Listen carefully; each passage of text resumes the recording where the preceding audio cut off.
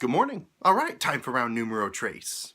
So I was looking at my YouTube analytics and turns out I've got some fans from Brazil. So hello Brazilian fans, thanks for watching. You're all awesome.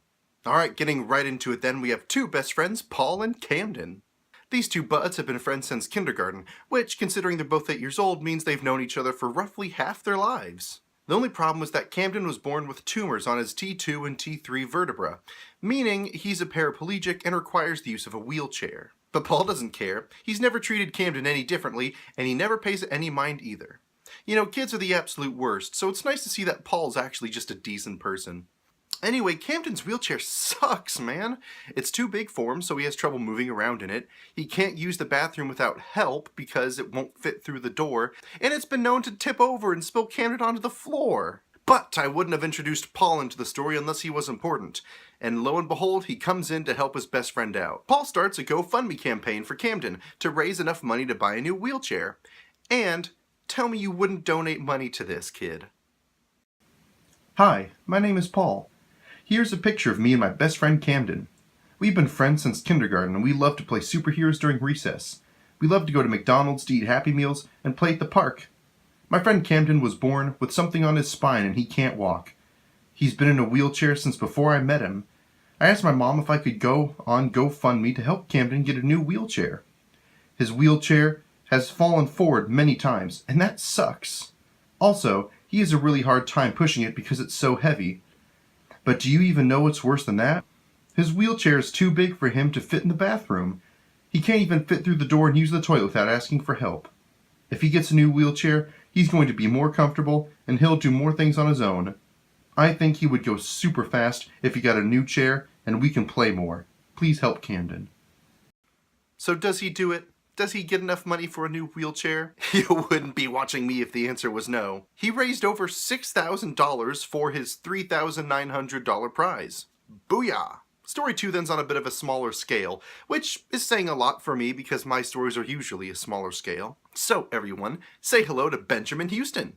I'm sure he just felt your presence saying hi to him, you bunch of weirdos. Benjamin is part of an unsung group of heroes known as pizza delivery men. So Ben was on his way to deliver a pizza when his car broke down. Now look, I admire the guy, I really do, for what he does next. But I gotta deduct points for not having a phone on him.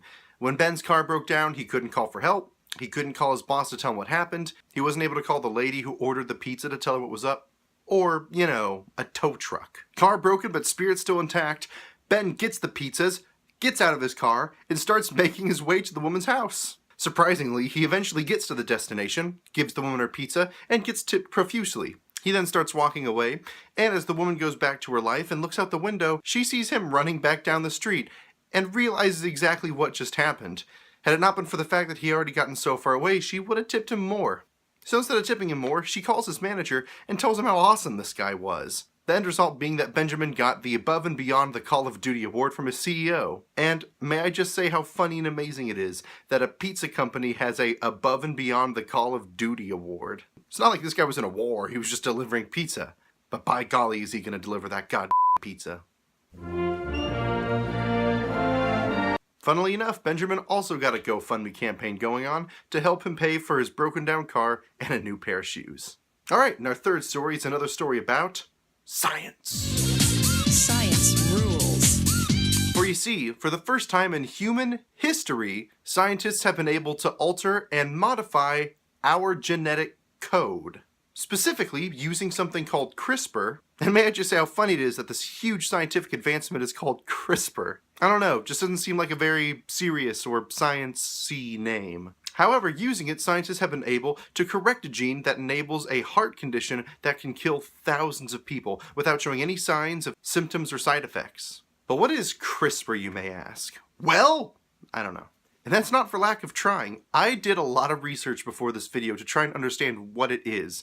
To the best I can understand, it's a part of your body that helps remember genetic code. I am not a science man, so if you want a proper explanation about what it is, I'm leaving a video to one of my absolute all-time favorite YouTubers, CRISPR, who does these awesome little animated videos about sciencey stuff all the time. However, all you really need to know is that using it, scientists can alter your DNA quickly, easily, and without much cost. Now, there's a lot of controversy surrounding CRISPR, mostly because it's the start to turning our world into Gattaca. But for now, CRISPR could be the first step to curing all sorts of diseases, like a little thing called cancer or AIDS. Basically, all you need to do is change your DNA to fight those diseases. At least I think. Again, not a science man. Watch Kurt's Kazan. Keep in mind too is that because CRISPR changes you down to your DNA, you will pass on these traits. And then your kids will pass on that trait, and their kids will pass on this trait. Eventually, cancer and diseases like it will just stop being a thing.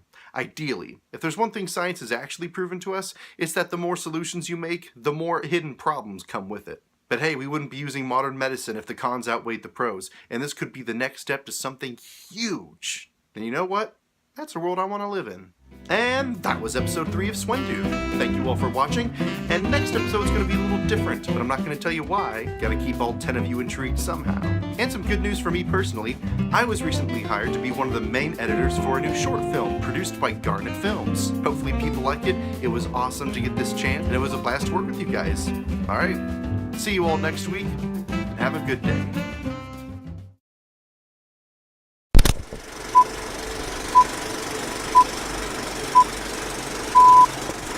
And some personal good news.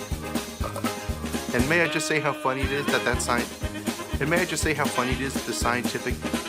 And may I just say that how. Using CRISPR. And may I just say how funny it is that this. And may I just say how funny it is that this huge scientific And may I just say how funny it is that this huge scientific advancement did it!